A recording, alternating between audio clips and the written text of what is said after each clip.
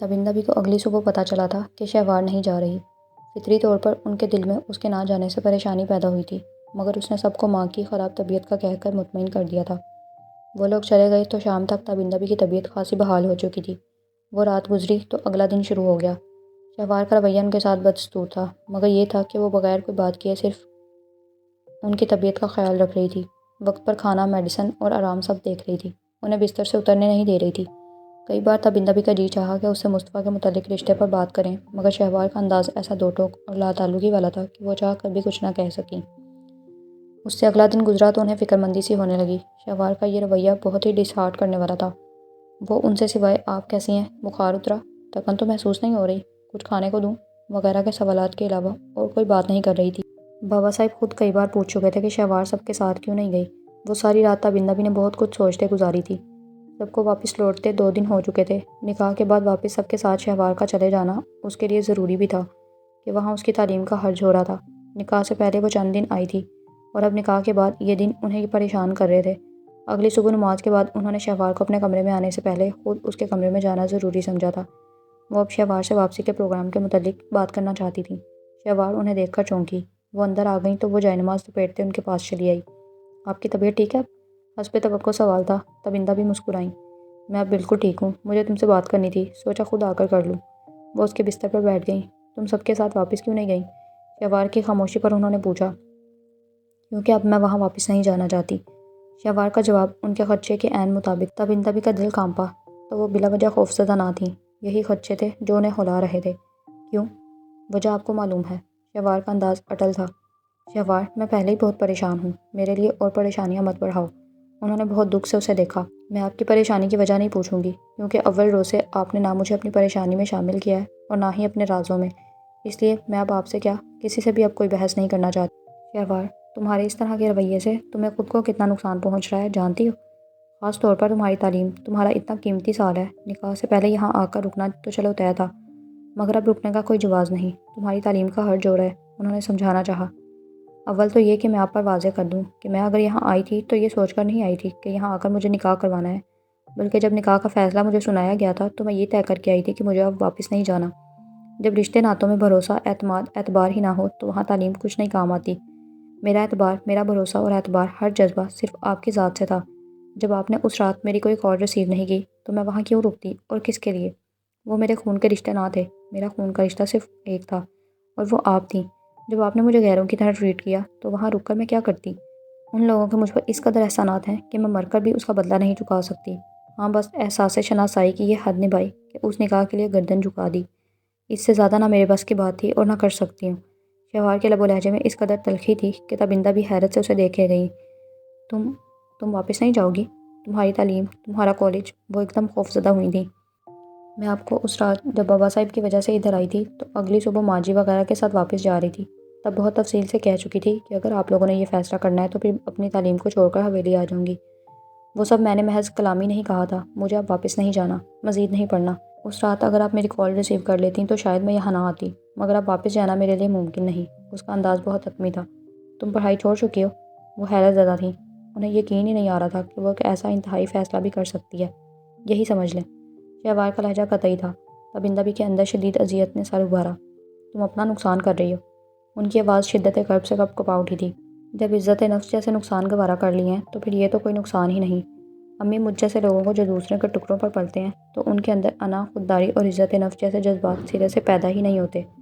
اگر کسی میں پیدا ہو جائیں تو انتہا کی حد تک زوراور ہوتے ہیں۔ اور ان لوگوں کا احسان کیوں ان لوگوں نے ہمیں اپنے احسانات کے تلے اس قدر دبا لیا ہے کہ اب عزت نفس کا سودا بہت تکلیف دے رہا ہے۔ امی، میں نے آج تک ان لوگوں کو سر اٹھا کر کبھی غور سے نہیں دیکھا، اس لیے نہیں کہ میرے اندر احساس کمتری تھا، صرف اس لیے کہ ان لوگوں کے احسان نے مجھے کبھی گردن اٹھانے ہی نہیں دی۔ انہوں نے پہلے دل خریدے تھے احسانات کی بدولت، اور میں نے ان کو بہت اونچا مقام دیا تھا۔ اب بھی مقام برقرار ہے، مگر مجھے یا تو عزت نفس کا سودا گوارا نہیں، اگر کر بھی لوں تو پھر یہ رشتہ گوارا نہیں۔ کتنی مشکل باتیں کر رہی تھی شہوار۔ تبندہ بھی حیرت سے اسے دیکھ رہی تھی۔ کیا یہ وہی شہوار تھی جو کبھی ان کے سامنے سر اٹھا کر کلام نہ کرتی تھی؟ اور آج ان کا دل دکھ سے بھر گیا تھا۔ ان کا دل چاہا کہ اس کے سامنے ہر بات آشکار کر دیں، مگر اب کوئی فائدہ نہیں تھا۔ پانی سر سے گزر چکا تھا۔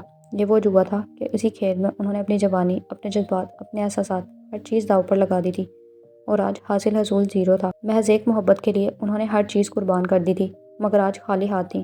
وہ اٹھ کھڑی ہوئی تھیں۔ انہیں لگ رہا تھا کہ ان کے پاؤں لڑکھڑا رہے ہیں۔ ان کی آنکھوں کے سامنے کئی چہرے آ رہے تھے، بہت سے چہرے، اور ایک چہرہ ان کی خالہ بھی کا تھا۔ یہ غلطی مت کرو، واپس آ جاؤ۔ کس کے لیے یہ سب کر رہی ہو؟ جس کے لیے کر رہی ہو وہ تو رہا نہیں۔ پھر کس نے تیرے احسانوں کو دیکھا ہے؟ ایک بہت لمبا اور طویل سفر ہے، تھک جائے گی تو، نہ جانے راہ میں کیا کیا دکھ سہنے پڑے۔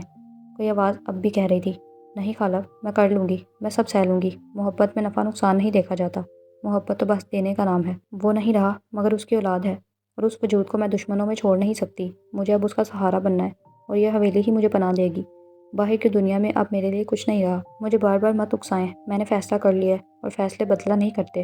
برسوں پہلے کہیں ان کی اپنی آواز کی بازگشت ان کے کانوں میں گونج رہی تھی۔ آج ان کو بیتا وقت یاد آ رہا تھا۔ انہوں نے ایک مردے سے محبت نبھائی تھی، مگر زندہ وجود ان کی قربانیوں سے بے خبر تھا۔ انہوں نے بہت دکھ سے شہوار کو دیکھا، وہ نظریں جھکا گئی۔ کہنے کو ان کے پاس بہت سی باتیں تھیں، بہت سی دلیلیں، مگر انہوں نے لفظ ہی لیے۔ شہوار نے انہیں یوں لرزتے قدموں سے چلتے دیکھا تو اس کا دل کانپا۔ اسے احساس ہوا کہ وہ بہت سخت الفاظ استعمال کر چکی ہے۔ امی، وہ فوراً آگے بڑھی تھی، ماں کا بازو تھاما۔ تمہارے باپ کے لیے میں نے ایک زندگی بانٹ دی ہے، میں نے وعدہ وفا کیا، میرا مقصد پورا ہوا، خوش رہو، آباد رہو۔ انہوں نے اس کا بازو ہٹاتے باہر کی طرف قدم بڑھا دیے تھے۔ امی، آپ میرے لیے سب کچھ ہیں، اگر آپ مجھے نہیں سمجھیں گی تو پھر میں کس کے پاس جا کر کہوں؟ یہ سودے انسان تب قبول کرتا ہے جب کہیں دل کی گنجائش نکلتی ہو۔ اس گھر میں رہتے ہوئے ہر آن ہر لمحہ میرے ذہن نے مجھے صرف یہی باور کروایا ہے کہ یہ لوگ ہمارے محسن ہیں، بہت اونچے مرتبے والے اور عزت دار لوگ ہیں۔ ہم جو ان کے ملازمین میں بھی شمار نہیں ہوتی، ہم پر اگر احسان کیا جا رہا ہے تو اس کے عوض آپ نے ہر لمحہ ہر آن اس حویلی کا خیال بھی تو رکھا ہے نا۔ بابا صاحب کا دھیان رکھا، مگر ذہن میں کبھی وہم و گمان بھی نہیں آیا کہ کوئی نیا رشتہ بنانا پڑے گا، کیونکہ دل میں گنجائش نہ تھی۔ میں ان لوگوں کو آقا کے طور پر قبول کر کے ساری عمر غلامی قبول کرنے کو تیار تھی، مگر یہ رشتہ داری طلب نہ تھی۔ ماں کے سامنے دوبارہ کھڑے ہو کر اس کے دونوں ہاتھ تھام کر کہا تو آنسو بے اختیار بہہ نکلے۔ شہوار، میں نے کبھی نہیں سوچا کہ زندگی میں ایک ایسا موڑ بھی آئے گا۔ آج مجھے لگ رہا ہے کہ اس حویلی میں آنے کا برسوں پہلے جو فیصلہ میں نے کیا تھا وہ غلط تھا۔ آج مجھے شدت سے اپنے فیصلے کے غلط ہونے پر احساس ہو رہا ہے۔ تبندہ بھی ایک دم رو دیں تو شہوار کو لگا اس کے دل کو کسی نے مٹھی میں لے کر مسل دیا ہو۔ امی، واپس چلیں، وہیں جہاں سے ہم آئی تھیں۔ ماں کو روتے دیکھ کر وہ خود بھی ضبط کھو بیٹھی تھی۔ ایک دم ان کے بازوؤں کے حصار میں لے کر کہا، نہیں، بہت مشکل ہے، اب واپسی کا کوئی رستہ نہیں بچا، اب کچھ نہیں رہا، اب ناممکن ہے، وہاں صرف راکھ باقی ہے، کوئی نشان باقی نہیں۔ کن رستوں پر چلوں، مجھے تو خود علم نہیں۔ وہ سسک اٹھی تھیں۔ میرے باپ کا خاندان، شہوار نے کہا تو تابندہ بھی نے اسے دیکھا۔ کیا ابھی ہر سوال کا جواب چاہیے تمہیں؟ انہوں نے خود کو سنبھالا۔ امی، آپ میری ذہنی کنڈیشن کا اندازہ نہیں لگا سکتی۔ مجھے لگتا ہے کہ اگر مجھے میرے سوالوں کا جواب نہ ملے تو میرا دماغ پھٹ جائے گا۔ وہ بڑی بے بس تھی اس معاملے میں۔ تبندہ بھی نے اسے دیکھا تو اس پر ترس آیا۔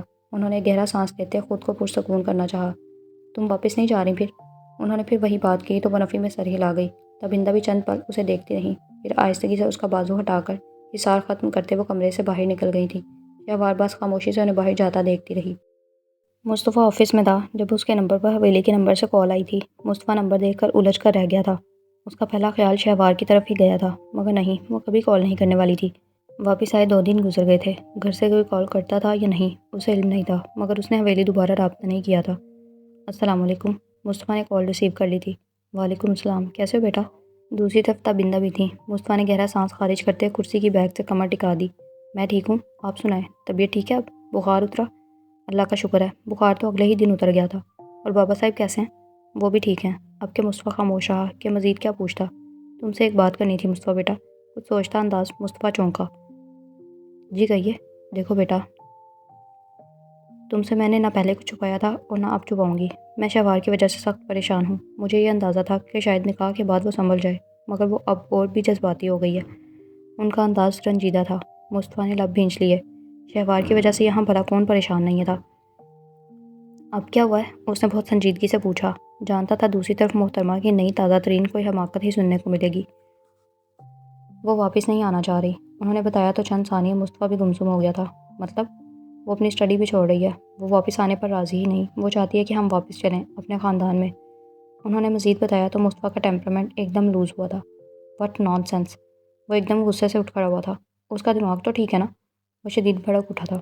میں بہت پریشان ہوں مصطفیٰ، نہ جانے اسے کیا ہو گیا ہے۔ اب تک اس نے مجھے اتنا سکھ دیا ہے کہ کبھی خیال ہی نہیں آیا کہ کبھی اس کی وجہ سے میں پریشان بھی ہوں گی۔ وہ تو کبھی اونچی آواز میں نگاہ اٹھا کر مجھ سے بات تک نہیں کرتی تھی، ادب لحاظ تو اب بھی کر رہی ہے، مگر لگتا ہے جیسے اس نکاح والے فیصلے نے اسے اس قدر پریشان کیا ہے کہ وہ بہت چینج ہو کر رہ گئی ہے۔ اس کے رویوں سے میں پریشان ہو کر رہ گئی ہوں، نہ جانے اسے کیا ہو گیا ہے، وہ ایسی تو کبھی بھی نہیں تھی۔ تبندہ بھی ذکر کرتے کرتے رو دی تو مصطفیٰ تعصب سے سر ہلا کے رہ گیا۔ مصطفیٰ، کسی بھی طرح اسے اس نقصان سے روکو بیٹا، وہ ضدی نہیں مگر اس وقت ضد پر اتری ہوئی ہے۔ میڈیکل کے اتنے اہم ایئر میں آ کر وہ تعلیم چھوڑ رہی ہے، جبکہ ڈاکٹر بننے کی خواہش تو اس کی اپنی ہی تھی۔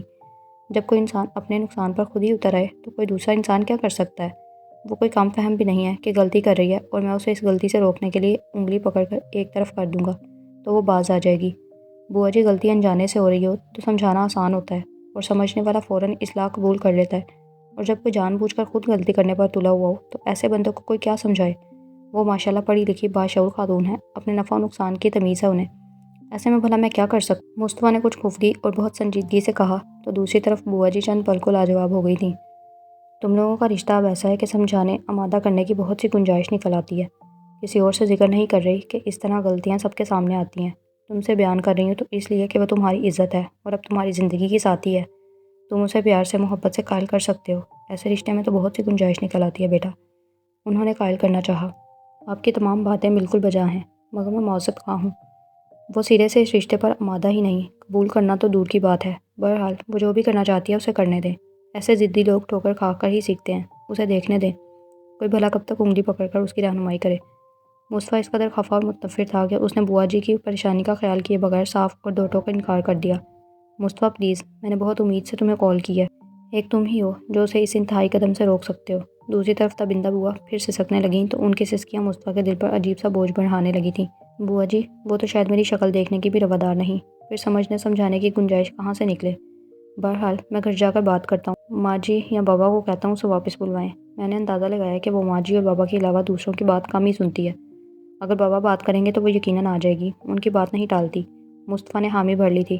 تم کسی سے ذکر نہیں کرنا کہ وہ کالج چھوڑنے کا فیصلہ کیے ہوئے ہے، بھائی صاحب اور بھابھی سے بھی نہیں۔ مجھے یقین ہے کہ اس وقت وہ ضد پر اتری ہوئی ہے اور جب غصہ اترے گا تو اسے اپنی غلطی کا احساس ہو جائے گا، وہ شرمندہ ہوگی۔ خواہ سب کے سامنے ایشو نہ بن جائے، تم بہانے سے کسی اور طریقے سے بات کر لینا، دیکھو آج کی تاریخ میں ضرور بات کرنا۔ تبندہ پی کے لہجے میں ہزارہا خوف تھے، ایسے خوف جو اکثر بیٹیوں کی ماؤں کے لہجے میں ہوتے ہیں۔ مصطفیٰ گہرا سانس لے کر رہ گیا۔ آپ بے فکر رہیں، اب جیسی بھی ہے جو بھی ہے عمر بھر کا ساتھ نبھانا تو ہے نا۔ اس نے پتہ نہیں بوا کو تسلی دی تھی یا خود کو، مگر تبندہ بھی کے لیے یہ بات خوش آئند تھی۔ شکریہ۔ دوسری طرف بوا جی فوراً مشکور ہوئی تھی اور ایک اور یقین دہانی کہ شہوار کو علم نہ ہو کہ ہماری بات ہوئی ہے، ورنہ وہ پہلے والی بات کو بھی لے کر خاصی خفا ہے۔ اب علم ہوا تو عمر بھر بات کرنا چھوڑ دے گی۔ اف، اس قدر ضدی ہیں خاتون، مگر دیکھنے میں تو بڑی سیدھی سادی، نرم خو اور رحم دل سی لگتی تھی۔ مصطفیٰ نے سنجیدگی سے کہا تو بوا جی مسکرا دی۔ وہ دل کی بری نہیں ہے، بس حالات نے تلخی بھر دیا اس میں۔ وہ تو کبھی نگاہ اٹھا کر کسی سے بات تک نہ کرتی تھی، میں نے جو کہہ دیا کبھی پلٹ کر انکار نہیں کیا، مگر اب بیٹا یہ عادلہ اور اس کے خاندان کی وجہ سے بدل گئی ہے۔ اب تو اتنی تلخی بھر گئی ہے کہ مجھے اس سے بات کرتے ہوئے خوف آنے لگتا ہے، تبندہ بھی نے بڑے دل گرفتہ انداز میں بتایا۔ بوا جی، میں صرف آپ کی وجہ سے اس معاملے میں پڑ رہا ہوں، ورنہ میں بھی انسان ہوں اور عام انسان کی طرح مجھے بھی اپنی سیلف رسپیکٹ بہت عزیز ہے۔ شہوار کے بیہیویئر کی بھلے جو بھی وجہ رہی ہو، مگر ہم وہی لوگ تھے، نہ ہمارا اس سے سلوک بدلا تھا اور نہ ہی رویے، پھر اس کا ہم سے اس طرح بیہیو کرنا، کم از کم میں اس سچویشن کو نارمل لوگوں میں کاؤنٹ نہیں کرتا۔ دنیا میں سبھی کچھ ہوتا ہے، ہر طرح کے لوگ ہوتے ہیں، کیا دوسروں کے کہنے پر ہم زندہ رہنا چھوڑ دیں گے؟ عادلہ بھابھی اور ان کی فیملی جیسے کم ظرفوں کے لیے کوئی پاگل ہی ہوگا جو اپنی زندگی برباد کرنے کا سوچے گا۔ اس نے تلخی سے کہا، وہ ٹھیک ہو جائے گی بیٹا، تمہیں نہیں پتا کہ اسے عادلہ اور اس کی فیملی کی طرف سے کن کن رویوں کا سامنا کرنا پڑا ہے۔ مصطفیٰ ٹھٹکا، تو کیا شہوار نے بوا جی کو سب کچھ بتا دیا تھا، ہوٹل میں ایاز کی اس حرکت سمیت سب کچھ؟ میں اتنا بھی بے خبر نہیں ہوں بوا جی، بہرحال مجھے نہیں علم کہ آپ کے علم کی حد کیا ہے اور شہوار نے کیا کچھ ڈسکس کیا ہے، مگر اب جب ہم معاملہ سنبھال رہے تھے، نکاح بھی ہو چکا تھا، تو مجھے شہوار کے اس انتہائی رد عمل نے بہت اذیت دی ہے۔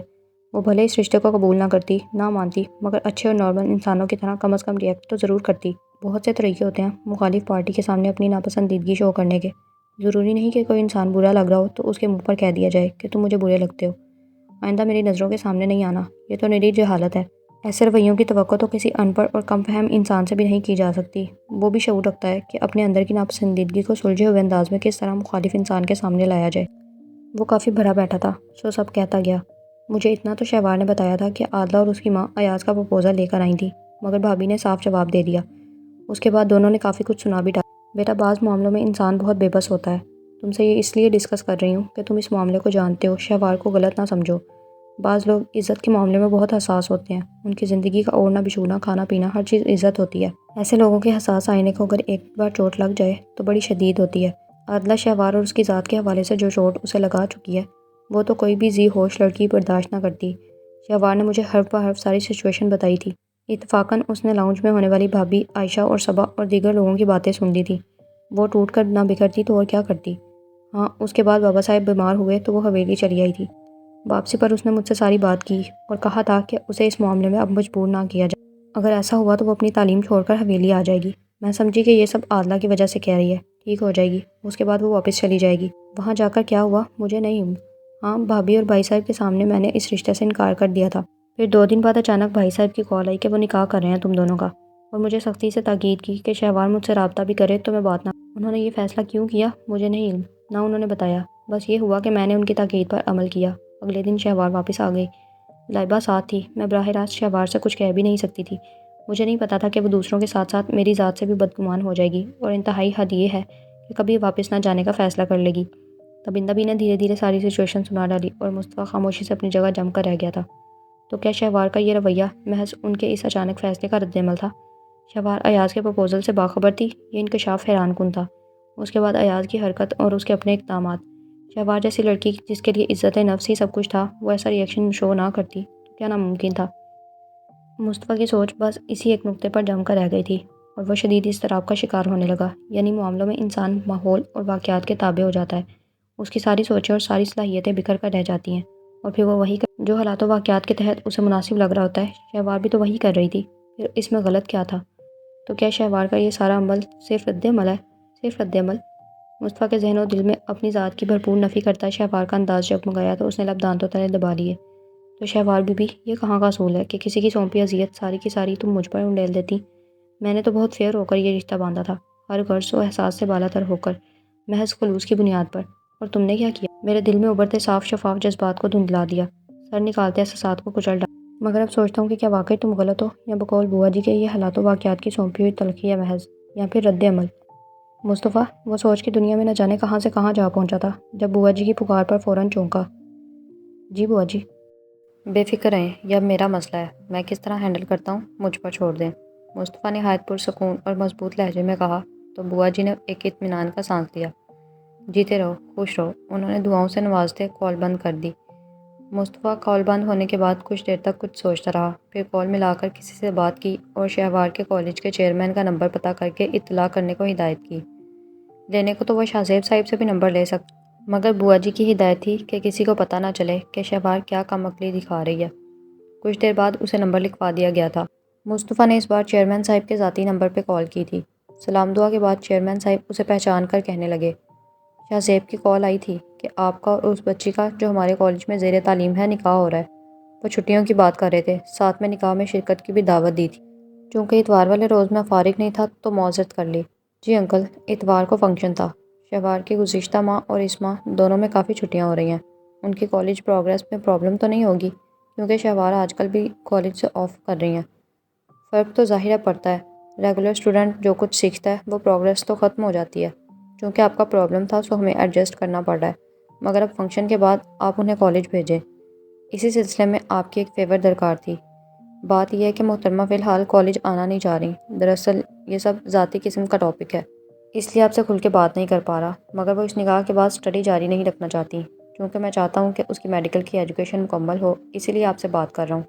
آپ پلیز یہ فیور کر دیں کہ اپنی طرف سے بابا سے رابطہ کر کے شہوار کو کالج بھیجنے کے لیے کہیں، کیونکہ وہ بابا کی بات کبھی نہیں ٹالتی اور نہ ہی انکار کریں گی۔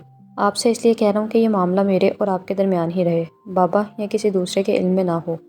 اس نے بہت سہولت سے کہا تو دوسری طرف چیئرمین صاحب فوراً سمجھ گئے تھے۔ یہ تو کوئی مسئلہ نہیں، میں شاہ زیب سے رابطہ کر لوں گا۔ آپ چونکہ ادارے کے سربراہ ہیں تو ادارے کے سربراہ کے طور پر ہی بات کیجیے گا۔ اس کی اسٹڈی رپورٹ کو بہانہ بنا لیں یا اٹینڈنس شیٹ کو لے کر بات کر لیں، آپ بہتر سمجھتے ہیں کہ کس طرح بات کو ہینڈل کرنا ہے۔ بابا ایجوکیشن کے معاملے میں بہت کانشیس ہیں، فوراً ایکشن لیں گے، اس نے کہا تو دوسری طرف چیئرمین صاحب ہنس دیے۔ تو بیٹا یہ سارا کچھ آپ خود ہی اپنی وائف سے ڈسکس کر لینا۔ انہوں نے بڑے لطیف سے انداز میں مذاق کیا، وہ بھی مسکرا دیا۔ جی ضرور ڈسکس کرتا، اگر یقین ہوتا کہ وہ محترمہ تھوڑی بہت عقل کا استعمال کر کے اپنے نقصان پر نظر ثانی کریں گی۔ بابا سے اس لیے نہیں کہہ سکتا کہ میں نہیں چاہتا کہ بابا یا کسی اور پرسن کے سامنے یہ مسئلہ آئے کہ شہوار میڈیکل کی اسٹڈی چھوڑ رہی ہے، اب لے دے کہ آپ ہی رہتے ہیں، آپ سے ہی فیور لینے پر مجبور ہوں۔ اوکے ٹھیک ہے، میں آج ہی شاہ زیب کو کال کر کے شہوار بیٹی کو کالج بھیجنے کے لیے کہتا ہوں۔ انہوں نے فوراً حامی بھری۔ کوشش کیجیے گا بابا سے اس طرح بات کریں کہ بابا پہلی فرصت میں شہوار کو واپس بلوائیں اور کالج بھیجیں۔ اس نے ایک دفعہ پھر تاکید کی۔ تبندہ بوا نے اس پر اعتماد کرتے اس معاملے کو سلجھانے کو کہا تھا، سو وہ اب مکمل طور پر اس معاملے کو حل کرنا چاہتا تھا۔ چند اور باتوں کے بعد چیئرمین صاحب نے کال بند کر دی اور مصطفیٰ نے بھی کسی حد تک اس مسئلے کو حل ہوتے دیکھ کر پرسکون ہوتے اپنے آفس ورک کی طرف توجہ مبذول کر لی تھی۔ شہوار کالج نہیں آ رہی تھی۔ انا اب فکرمند ہو گئی تھی۔ اس نے کئی بار اس کے نمبر پہ رابطہ کرنا چاہا تھا مگر ہر بار نمبر آف ملا، اور یہ انا کی کم عقلی ہی تھی کہ حویلی جانے کے باوجود وہاں کا نمبر لے کر نہ آئی تھی اور نہ ہی کسی دوسرے فرد کا نمبر لے سکی تھی۔ اب تو اسے یہ بھی اندازہ نہیں تھا کہ شہوار شہر آ چکی ہے یا نہیں۔ گھر آنے کے بعد مغرب تک انا نے ولید کا انتظار کیا تھا۔ وہ گھر آیا تو انا نے سوچا کہ ولید سے مصطفیٰ کا نمبر لے کر وہ آج شہوار سے ضرور بات کرے گی، یا پھر شہوار کے متعلق اسے کوئی نہ کوئی اطلاع تو مل ہی جائے گی۔ وہ ولید کے کمرے میں آئی تو وہ باتھ روم میں تھا۔ گھر آتے ہی وہ بات لیتا تھا۔ اس کا موبائل، کی چین، گلاسز اور لیپ ٹاپ بستر پر رکھے ہوئے تھے۔ وہ کیتھی والے واقعے کے بعد ولید سے لاکھ خفا، مگر ولید سے پہلو تہی بھی برتنا ممکن نہ تھا۔ وہ اب بہت بے تکلف ہو کر بات نہیں کر رہی تھی، خود بخود سنجیدہ ہو گئی تھی، مگر اس دل کا کیا کرتی جو اسے دیکھتے ہی اس کی طرف ہمکنے لگتا تھا۔ اس وقت بھی بستر کے کنارے ٹک کر لیپ ٹاپ کے کور پر ہاتھ پھیر رہی تھی۔ ولید بات لے کر باہر نکلا تو انا کو دیکھ کے ٹھٹکا۔ وہ اس کی طرف پشت کیے بستر کے کنارے بیٹھی ہوئی تھی۔ حویلی سے واپسی کے بعد دونوں میں گفتگو بالکل بند تھی۔ آج اسے کمرے میں دیکھ کر چونکا تھا۔ ہیلو، ولید نے کہا۔ انا نے پلٹ کر دیکھا۔ وہ ڈریسنگ کے سامنے کھڑا ٹاول سے اپنے سر کے بالوں کو رگڑ رہا تھا۔ وہ اس وقت سادہ شلوار قمیض میں ملبوس تھا۔ عام طور پر وہ شلوار قمیض نہیں پہنتا تھا، مگر آج اسے اس لباس میں دیکھ کر انا کو اچھا لگا تھا۔ یہ لباس بھی اس کے وجود پر بہت جچ رہا تھا۔ وہ بستر سے اٹھ کھڑی ہوئی۔ مجھے مصطفیٰ بھائی کا نمبر چاہیے، اس نے سنجیدگی سے کہا تو ولید ٹاول سٹینڈ پر لٹکا کر اس کے قریب آیا۔ طبیعت ٹھیک ہے؟ قریب آ کر پوچھا تو اس نے سنجیدگی سے دیکھا۔ کیوں، میری طبیعت کو کیا ہوا؟ انا نے ناراضی سے کہا تو وہ ہلکا سا طنزیہ مسکرایا۔ سیم یہی بات تو میں بھی سوچ سوچ کر تھک گیا ہوں کہ اچانک حویلی میں گزرے وقت میں ایسی کیا بات ہوئی کہ محترمہ کا اس کے بعد موڈ بالکل ہی چینج ہے۔ کسی سے بات کرنا تو ایک طرف، ہنس کے دیکھنا بھی گوارا نہیں۔ ولید نے اس کی آنکھوں میں دیکھتے طنزیہ کہا تو وہ آنکھیں جھکا گئی۔ وہم ہے آپ کا، اور وہم کا کوئی علاج نہیں ہوتا، یہ بھی تو سنا ہوگا نا تم نے۔ واپس آئینے کے سامنے کھڑے ہو کر بالوں میں برش کرتے ولید نے کہا تو وہ گہرا سانس لے کے رہ گئی۔ مجھے مصطفیٰ بھائی کا نمبر دے دیں۔ ولید نے آئینے میں سے اسے دیکھا۔ اس کی سنجیدگی برقرار تھی۔ کوئی کام ہے مصطفیٰ سے؟ جی، شہوار کالج نہیں آ رہی، اس کا نمبر بھی بند ہے، بس اس کے بارے میں کنفرم کرنا ہے۔ مگر مصطفیٰ تو اگلے دن ہی شہر واپس آ گیا، اس کی فیملی کے باقی ممبر بھی آ چکے ہیں یا نہیں، کنفرم نہیں ہے۔ ولید نے بتایا تو اس نے الجھ کر اسے دیکھا۔ آپ نمبر لکھوا دیں، میں کال کر لیتی ہوں۔ ولید نے بستر پہ رکھا موبائل اٹھا کر مصطفیٰ کا نمبر نکالا۔ لکھو، ولید نے کہا تو انا نے فوراً اپنا موبائل سیدھا کرتے اس کا لاک کھولا۔ لکھوائیں، اس نے کہا، مگر تبھی ولید کا موبائل بجنے لگا۔ ولید اپنے موبائل کو دیکھ رہا تھا۔ انجانا نمبر تھا۔ صبح سے کئی کالز آ چکی تھیں مگر مصروفیت کی وجہ سے وہ اٹینڈ نہیں کر پایا تھا۔ اس نے ایک نظر منتظر سی انا کو دیکھا اور پھر اسے رکنے کا اشارہ کرتے اس نے کال پک کر لی۔ ہیلو، اجنبی آواز تھی۔ السلام علیکم، جی کون؟ وعلیکم السلام، آپ نے پہچانا نہیں؟ جبکہ میں تو آپ کی آواز سنتے ہی پہچان گئی ہوں۔ صبح سے کئی بار کال کی تھی مگر آپ نے پک ہی نہیں کی۔ ولید صاحب ایسے نہیں کرتے، کسی کا دل ٹوٹ جاتا ہے۔ موبائل سے گونجتی کھنکتی زنانہ آواز نے ولید کو اچھا خاصا چونکا دیا تھا۔ ولید نے بے اختیار انا کو دیکھا، وہ بھی متوجہ تھی۔ ولید نے محسوس کیا کہ موبائل میں سے دھیمی سی آواز نکل کر انا کے کانوں کو بھی فیضیاب کر گئی تھی۔ آئی ایم سوری، میں پہچان کے معاملے میں ایسا کوئی دعویٰ نہیں کر سکتا۔ آپ صاف بتائیں کون ہے آپ؟ نہ جانے انا کی آنکھوں میں ایسا کیا تاثر تھا کہ وہ جھنجھلا کر پلٹا تھا اور انا سے قدرے دور ہٹ کر کھڑکی کے پاس آ کھڑا ہوا تھا۔ کاشفہ بات کر رہی ہوں، وہی جس کو آپ ہاسپٹل لے کر گئے تھے۔ اوہ، ولید نے گہرا سانس لیا۔ میرا دل چاہ رہا تھا کہ آپ سے بات کروں۔ یقین کریں، پہلے ہاسپٹل اور اب گھر کے قیام کو بھگت بھگت کر میں بہت بور ہو گئی ہوں۔ کوئی انٹرٹینمنٹ ہی نہیں، کوئی تھرل نہیں، لائف بالکل بور ہو چکی ہے۔ میں بہت اداس ہو رہی تھی تو سوچا آپ سے بات ہی کر دی جائے۔ ولید نے موبائل کو گھورا۔ اس لڑکی سے بھلا ایسی شناسائی کب تھی کہ وہ اس قدر بے تکلفی پر اتر آئی؟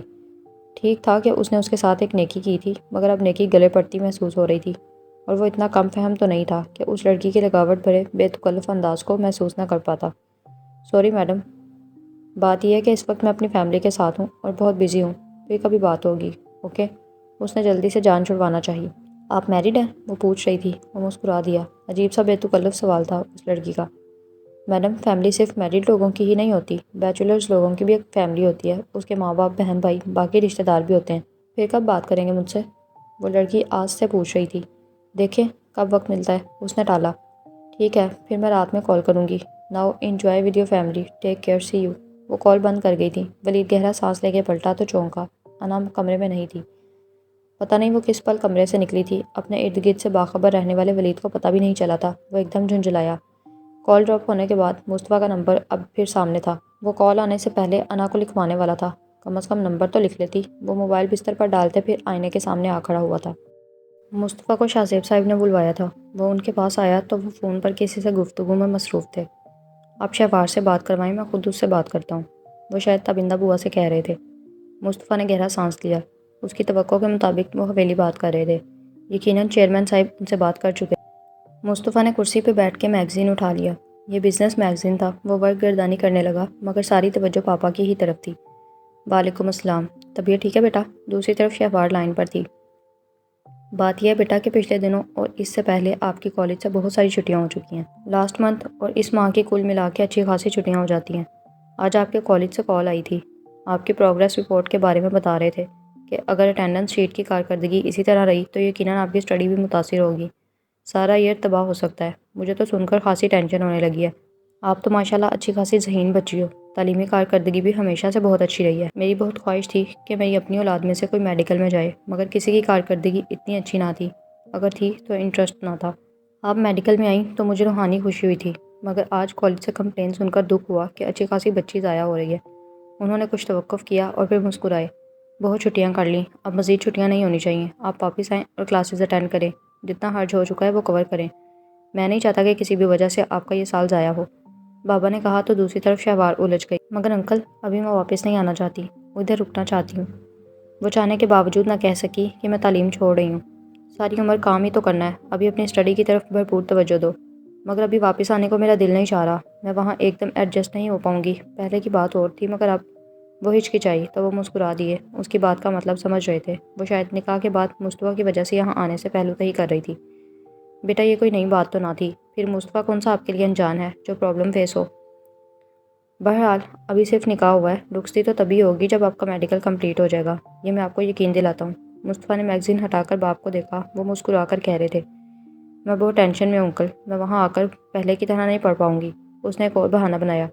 ایاز تھانے میں ہے، اول تو ہماری کوشش ہوگی کہ وہ باہر نہیں آئے گا، اگر ضمانت ہو بھی گئی تو بھی آپ ہماری ذمہ داری ہیں، بالکل ٹینشن فری رہیں۔ وہ سمجھے تھے کہ وہ ایاز کی بات کر رہی ہے۔ انہوں نے ریلیکس انداز میں کہا، رہ گئی پہلے کی طرح نہ پڑھنے کی بات تو بیٹا ہم ٹیوٹر کا بندوبست کر لیں گے، آپ بس کلاسز اٹینڈ کر لیں، اٹینڈنس مکمل کروائیں اور محنت کریں۔ میڈیکل کلیئر کروانا ہماری ذمہ داری ہے۔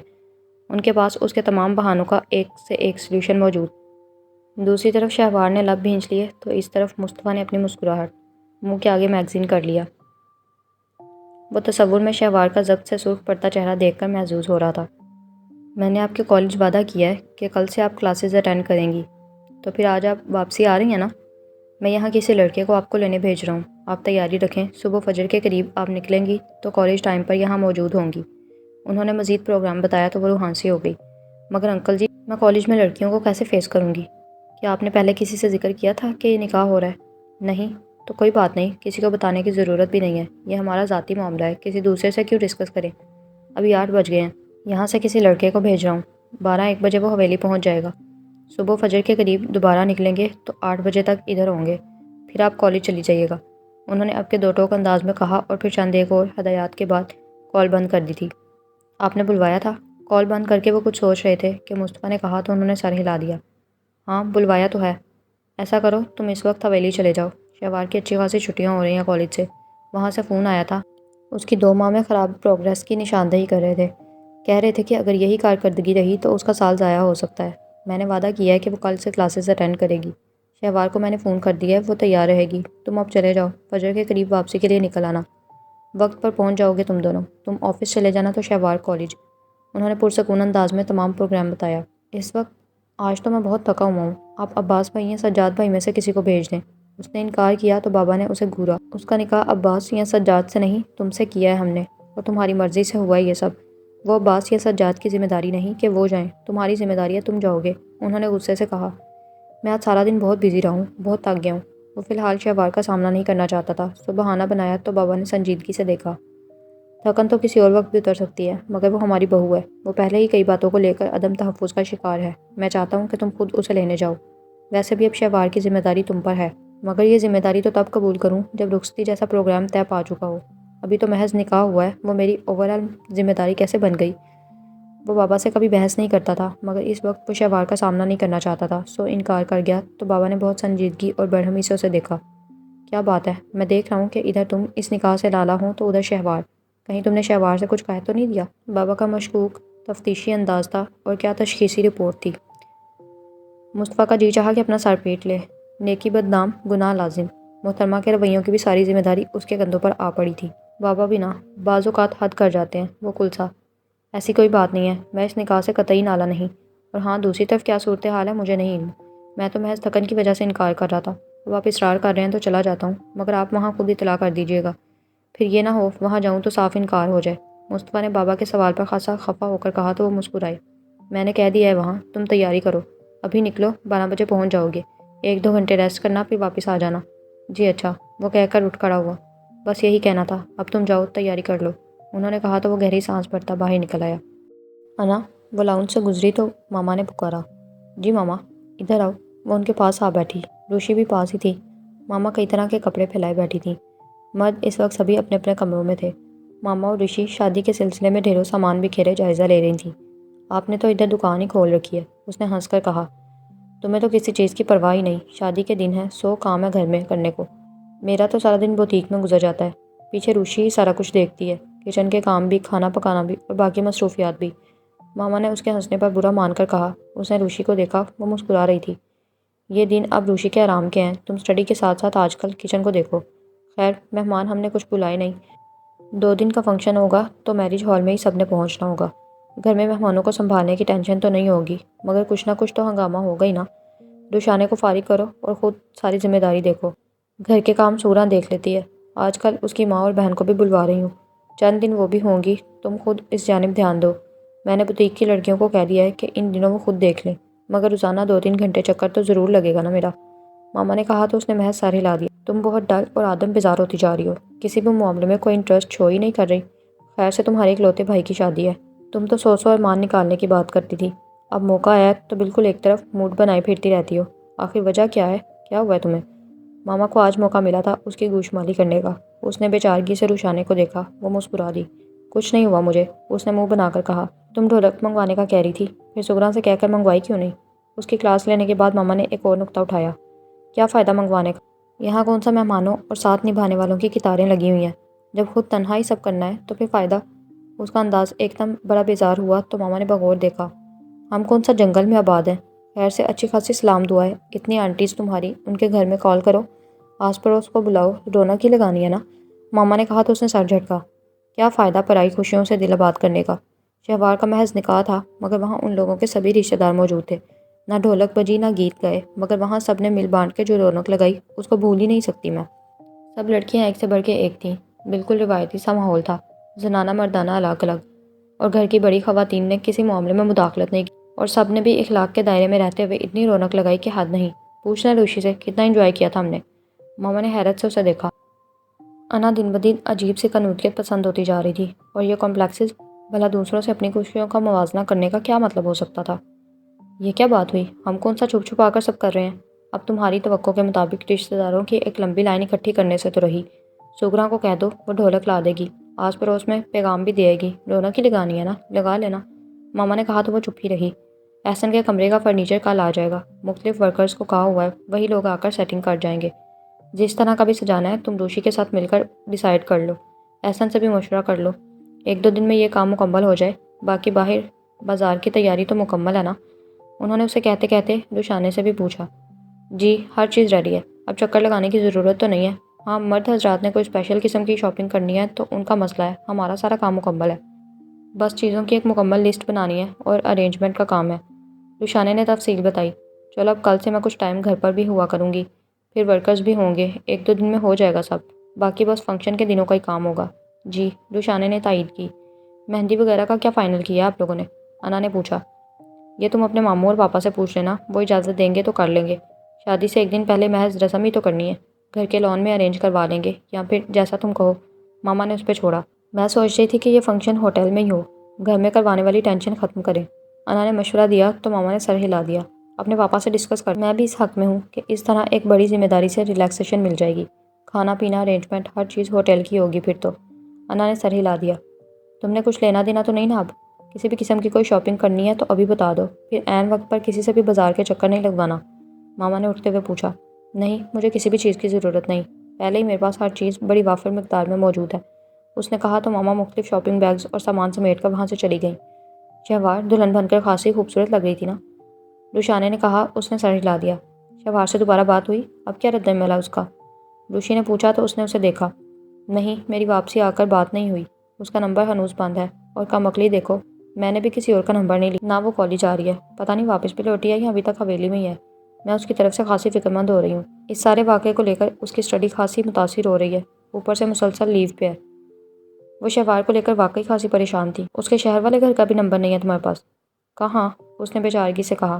مصطفیٰ بھائی سے رابطہ کر لو، روشانے نے سلوشن دیا تو اسے شام کا واقعہ یاد آ گیا۔ اس نے بس ہنکارا بھرا۔ ان کا نمبر تو ولید بھائی کے پاس ہوگا، ان سے نمبر لے لو، وہ جواباً چپ رہی۔ میں سوچ رہی ہوں کہ کل کالج سے واپسی پر شہوار کے ہاں چکر لگا لوں، مجھے لگ رہا ہے کہ جیسے شہوار جان بوجھ کر کالج نہیں آ رہی، وہاں جا کر صورتحال کا جائزہ لوں۔ پتہ نہیں نمبر کیوں بند ہے، عائشہ نے بتایا تھا کہ موبائل ٹوٹ گیا تھا، نیا خرید کر دیا ہے، تو آن کرتی نا۔ ویسے کتنی عجیب سی سچویشن تھی نا، گئے ہم مصطفیٰ بھائی کے نکاح میں تھے اور آگے شہوار سے ملاقات ہو گئی۔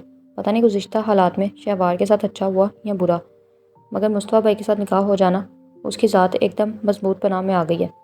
مصطفیٰ بھائی اپنے سے متعلق تمام رشتوں کے بارے میں بہت ٹچی ہیں، بہت کیئر کرتے ہیں۔ میں نے ان کو اس قدر قریب سے اتنا زیادہ جان سمجھ اور پرکھ لیا ہے کہ وہ جس لڑکی کی طرف بھی نکاح کریں گے وہ لڑکی خود کو معتبر محسوس کرے گی۔ بے شک مصطفیٰ بھائی میں بلا کی خوبیاں ہیں، شہوار بہت خوش قسمت ہے کہ اسے مصطفیٰ بھائی جیسا انسان ملا ہے، وہ اب کبھی اس کو ایاز جیسے لوگوں کے سامنے ڈیگریڈ نہیں ہونے دیں گے، یہ مجھے یقین ہے۔ روشانے کا انداز بہت زیادہ پر یقین تھا۔ اور تمہارا اپنے بھائی کے بارے میں کیا خیال ہے؟ روشانے چونکی۔ ولید بھائی؟ اس نے پوچھا۔ انہوں نے سر ہلا دیا۔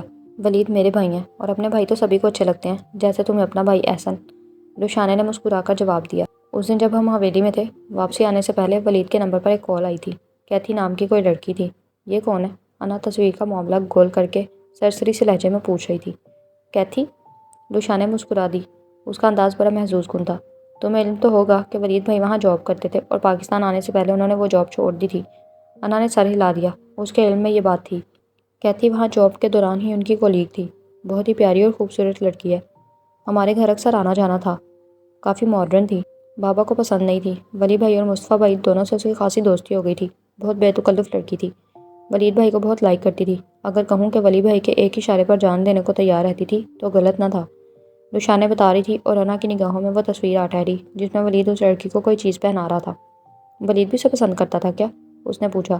ولی بھائی کی بہت دوستی تھی کیتھی سے، کرسچن تھی مگر بابا کو پسند نہیں تھی، خاصی بے تکلف اور موڈ بھی، اور جب ہم لوگ واپس آ رہے تھے تو بہت روئی تھی۔ ولید بھائی کو روکنے کے لیے اس نے اپنی کلائی تک کاٹ لی تھی، وہ تو خیر ہوئی کہ وہ بچ گئی۔ بعد میں اپنی اس حرکت پر ولید بھائی سے بہت شرمندہ بھی تھی۔ ولید بھائی اس پر اتنے خفا ہوئے تھے کہ حد نہیں، اس کی فیملی کو اس کی خودکشی کے اقدام کی وجہ نہیں معلوم تھی، ورنہ یقین جانو ہم پر تو کیس بن جانا تھا۔ بابا تو پہلے ہی آ چکے تھے اور جب انہیں کیتھی کی اس حرکت کا علم ہوا تو انہوں نے فوراً ہمیں پاکستان پہنچنے کو کہا۔ کیتھی آخری لمحے تک بڑی کوشش کرتی رہی کہ ہمیں روک لے، مگر بابا کے احکام بہت سخت تھے اور ہمیں واپس بہرحال آنا ہی تھا۔ روشانے نے تفصیلاً بتایا تو انا کو لگا اس کے اندر بہت کچھ ٹوٹ گیا ہے۔ تو یہ وجہ تھی ولید ضیاء احمد جو تمہیں میں نظر ہی نہیں آتی تھی، تم اپنے جذبے پہلے ہی کہیں گروی رکھے ہوئے ہو، اور میں کتنی پاگل تھی، اب بھی ایک آس لگائے بیٹھی تھی، تمہارے ذرا سے التفات پہ پگھل جاتی تھی اور ایک ذرا سی نگاہ تم پر ڈال کر بے بس ہونے لگتی تھی، یوں کہ مجھے خود پر ذرا سا کنٹرول تک نہ رہتا تھا۔ میں سب کچھ بھول کر پھر سے تمہاری طرف توجہ مبذول کر لیتی تھی کہ کسی نہ کسی دن تمہیں میرے وجود، میرے جذبات کا احساس ہوگا، اور میں کیسی احمق کم فہم تھی کہ ہر ایک بار نئی امید لے کر تمہارے پاس آ کھڑی ہوتی تھی۔ انا کو لگا وہ روشانے کے منہ سے کیتھی کا ذکر سن کر ایک دم ٹوٹ کر بکھر گئی ہے، مگر وہ روشانے کے سامنے خود کو بمشکل سنبھالے اٹھ کھڑی ہوئی تھی۔ چلتی ہوں، نیند آ رہی ہے، اس نے کہا تو روشانے بھی اٹھ کھڑی ہوئی تھی۔